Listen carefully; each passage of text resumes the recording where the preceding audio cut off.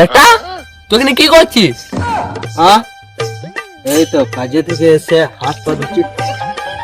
খুব ভালো মুখ ধুচ্ছিস।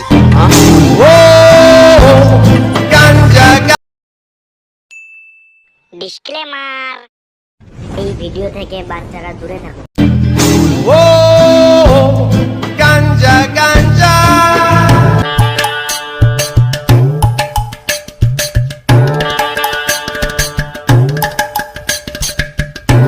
ভাই একটা কথা বলবো? অফকোর্স ব্রো, আমি না তোর কথা শোনার জন্য এখানে বসে আছি। কি বলবি বল। আমি না ভাই দিন দিন ডিপ্রেশন চলে যাচ্ছে। সে কি বড়া, তোর মতো ছেলে এই বয়সে দীঘা যাবে, গোয়া যাবে, সোনাগাছি যাবে, তালতলা যাবে মাগি লাগাতে, কিন্তু তুই যাচ্ছিস ডিপ্রেশনে। ভেরি ব্যাড ব্রো, তোর কাছে এটা আই ডোন্ট নো, আশা করি না। ভুল মারা ইয়ারকে মাই না তো, জানি না আমার বাড়ির যে অবস্থা খারাপ, নুন আনতে পান্তা ফুরোই। আরে তাহলে তুই পান্তা ভাত খাস কেন? তো মাকে বলবি গরম ভাত বানাতে। তুই কি খানিকটা মারা বলচুদ আছিস নাকি? কোন থেকে বলছি মারা আমার বাড়ির অবস্থা ভালো না, তুই মারা সে আর বাল বকিয়ে দিচ্ছিস। আরে সেটা পরিষ্কার করে বললেই তো হয়। তুই তো মারা কখন থেকে বলছিস নুন আনতে পান্তা পোড়ে, পেঁয়াজ আনতে লঙ্কা পোড়ে, তারা আনতে বাড়া পোড়ে, এরকম করে বললে আমি থরি বুঝবো? আমি তো তোর বন্ধু, আমাকে তুই জিনিসটা পরিষ্কার করে বলবি, তবেই তো তোর সমস্যার সমাধান করতে পারবো। পরীক্ষায় ভালো নাম্বার পায় না বলে 3 বেলা খাবারের সাথে সাথে 5 বেলা বাবার কাছে বকাবকিও খায়। বাবা বলেছে যেদিনই ভালো নাম্বার পাবো সেই দিন যেন ওনাকে মুখ দেখায়। ও, তাহলে তোকে বাড়ি থেকে তাড়িয়ে দিয়েছে? হ্যাঁ রে। তাহলে তো এটা ভেরি সাংঘাতিক ঘটনা। তাহলে তুই এখন কোথায় যাবি? ওটাই তো ভাবছি রে, কোথায় যাওয়া যায়। তোর বাড়িতে কদিন থাকতে দে, তারপর সব ঠিক হয়ে যাবে। ছোট বাড়া, এরকম আর হয় নাকি? আমার ঘরে আমি নিজেই ঠিক মতো জায়গা হয় না গো। তুই গেলে তো পাত দিলে বিনা অক্সিজেনে দম বন্ধ হয়ে মারা যাবে। তাহলে আমি এখন করবোটা কি? ভারী সমস্যায় পড়ে গেলাম। তোর এই মক্ষম সমস্যার জন্য আমার কাছে একটা জক্ষম সমাধান আছে। কি? তুই একটা বিয়ে করে নে। ঢেমনি মুখ্য, বাড়িতে তো গালাগালি খাচ্ছি, বিয়ে করলে কুরুক্ষেত্র শুরু হয়ে যাবে। হে পাচুদা, তাই হয় নাকি? তাহলে আর কোনো আমার কাছে উপায় নাই, তুই গান মারা গা। তোর কাছে ভালো নাম্বার তোলার উপায় আছে কি? ভালো নাম্বার তোলার জন্য তো আমার কাছে প্রচুর উপায় আছে ভাই, কিন্তু আমি বলবো ভাই বেশি এই বয়স থেকে চাপ নিস না, কারণ এখন হচ্ছে আমাদের পড়ার বয়স। এই বয়সে আমাদের কিছু পুঁদে পড়ার মতো সমস্যা আসবেই, এটা স্বাভাবিক। তুই একদম চাপ নিস না, এই নে গাঁজা খা, চিল কর চিল। না রে ভাই, এখন থেকে এই বয়সে এই বাজে জিনিস খাবো না, তুই খা। তুই গাঁজাকে বাজে জিনিস বলছিস, তার মানে তুই স্বয়ং মহাদেবকে বাজে বলছিস।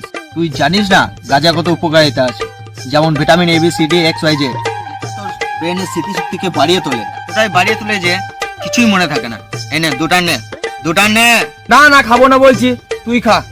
আরে বাবা, আমি তো খাবো, খাবো কি আমি চিবোবো। আর আগে তুই দুটা নিয়ে দেখ, মনে কত শান্তি পাবি, চিন্তা ভাবনা কোন মারা গেছে। কই দে, এই শেষবার মতন খাচ্ছি, তারপর কিন্তু গাঁজা খাওয়া আমি সব ছেড়ে দেবো। তুই ছাড়বি কি, তোর সাথে আমিও ছেড়ে দেবো। তারপর দুজন মিলে ভালো পড়াশুনো করে একটা চাকরি করে ভালো একটা টুকটুকে বউ নিয়ে আসবো। দে তাহলে এবার ধরা।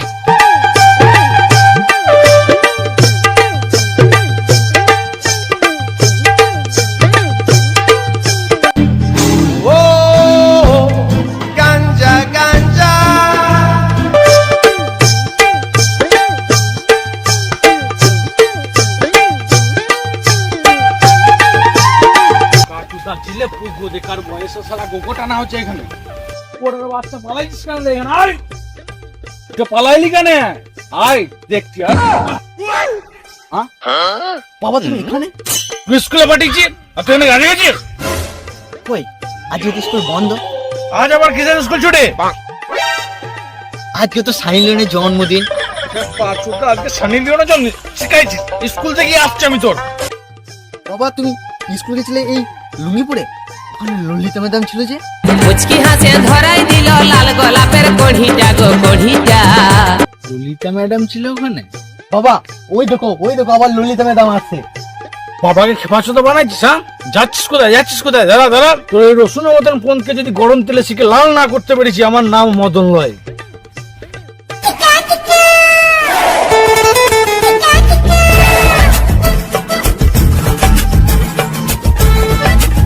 এই ছিল দাদা দাদা, এ ভর দুপুরে পাগলা কুত্তা মানে কোথায় যাচ্ছিস?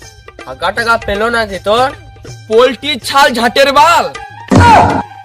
আগা পেলে আমি এত দূরে যেতাম, তার থেকে বেশি কিছু হয়েছে।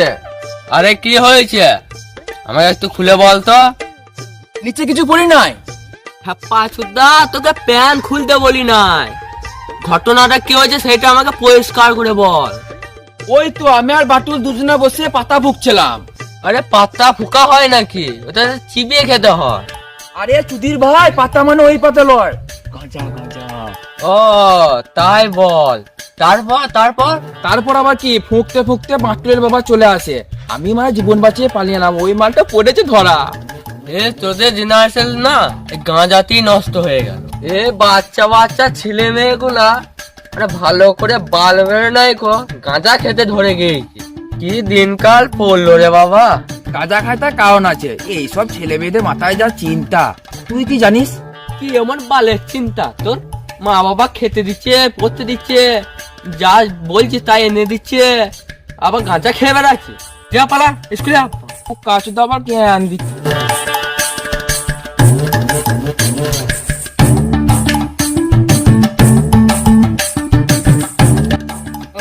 পাড়া চুল্লুকে জ্ঞান দিতে গিয়ে গাঁজাটাই লুকিয়ে গেল।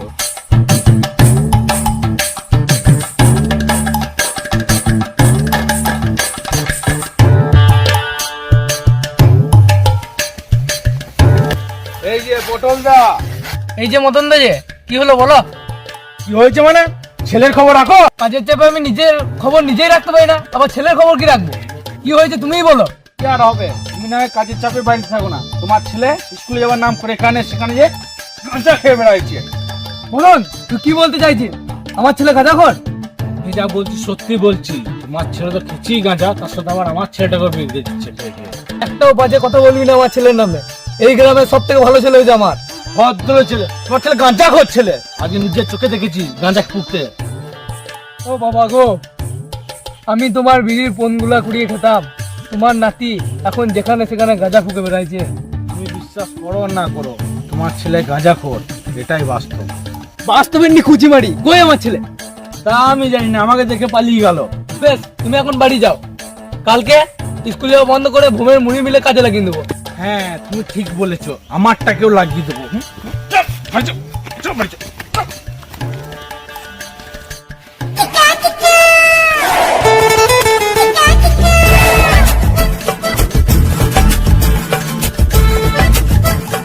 মুই গাঁজাই করি আসলা বেলে কেনতা ফাসড়ি দলু রে নুনি ছি ছি ছি। বন্ধু, তুমি এখানে কি করছো? বন্ধু বলিস না শালা, তোর জন্যই সবকিছু হয়েছে। যা সালা, আমি আবার কি করলাম রে? চার শালা কি বলি, তোর সাথে গাঁজা খেয়েছি বলে বাবা উদম ক্লানি খেলিয়ে ঘুমের মুড়ি মিলে কাজে লাগিয়ে দিয়েছে। একদিকে ভালোই হলো, একা একা বোরিং লাগছিল। বেশি বক বক করিস না, কর তো কাজ কর, না হলে ভোমদা পয়সা দেবে না কবার। চল, কি আর করবো।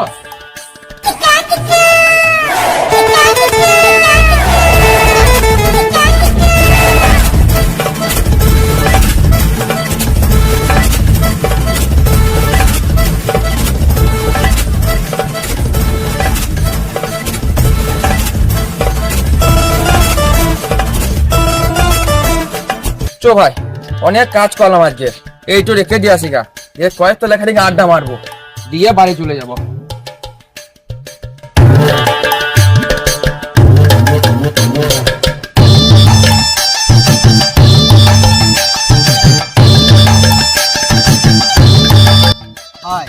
আজকে খুব পরিশ্রম হলো, খুব ক্লান্তি লাগছে। তাহলে দাঁড়া, আমার কাছে একটা এনার্জি কিট আছে।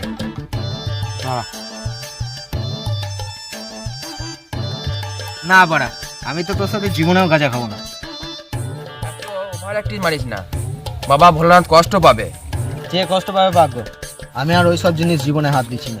একদম বিশ্বাস কর ভাই, আমারও এই জিনিস আর খাবার ইচ্ছা নাই, কিন্তু কি আর করবো বল, পকেটে তো একটাই মাল পড়েছিল, আবার ফেলে দিলে আবার বাবা ভোলানাথ খুব দুঃখ পাবে। উনি আবার গাঁজার অপচয় একদম সহ্য করতে পারে না বাবা ভোলানাথ। বেশ, তো তুই এখানে বসে খা, আমি চললাম। এ ভাই দাঁড়া দাঁড়া দাঁড়া, তোকে ছাড়া আমি এই জিনিসটা জীবনে কোনোদিন খেয়েছি? তুই বিশ্বাস কর, এটা ফুরিয়ে গেলে আর জীবনে খাবো না, সত্যি বলছি, তোর দিব্যি। সত্যি বলছিস তো ভাই? এরপর আর জীবনে খাবি না তো? তোর দিব্যি দেখি মিথ্যে কথা বলতে পারি? সত্যি বলছি ভাই, এইটুই শেষ বার। ঠিক আছে বানা, আমিও শেষ টানটা দিয়েই দিই। তাহলে তুই বানা, তাহলে জীবনের শেষ মালটা তোর হাত দিয়েই খাই, তাহলে এটা স্মৃতি হয়ে থাকবে। দে তাহলে আমিই বানাই।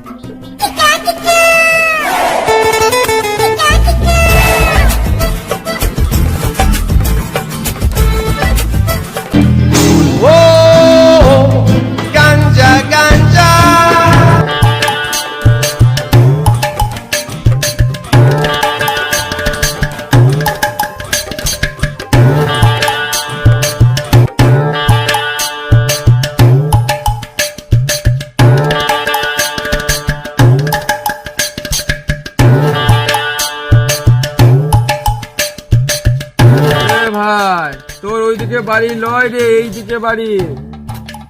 দাঁড়া দাঁড়া, আমি তোকে নিয়ে যাবো, দাঁড়া, তুই যেতে পারবি না, দাঁড়া।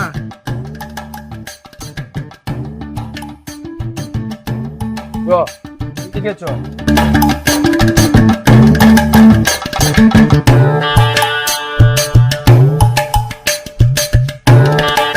দেখ ভাই, তুই বাড়ি যাবার আগে ভালো করে হাত মুখ পা ধুয়ে যাবি, না ছাড়া কিন্তু উধুম কেলানি খাবি। তাহলে আমি আসি ভাই। ঠিক আছে, যা তাহলে।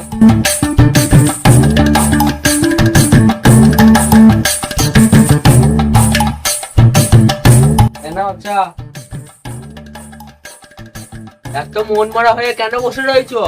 সেল টাকা তো বকাঝকা করলাম, দিয়ে কমে মিলে কাজে লাগিয়ে দিলাম, তাই মনটা একটু খারাপ লাগছে। সন্ধে তো লেগে গেল, যাও একবার দেখে সবার ছেলেটা এলো না কেন এখনো?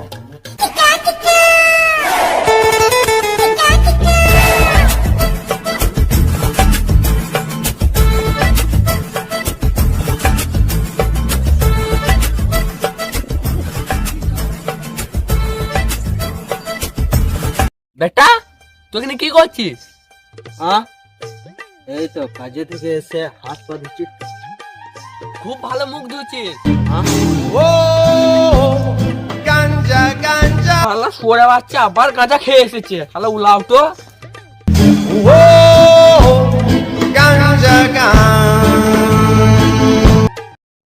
হ্যালো গাইস, কেমন আছো তোমরা? আশা করছি খুব খুব খুব ভালো আছো।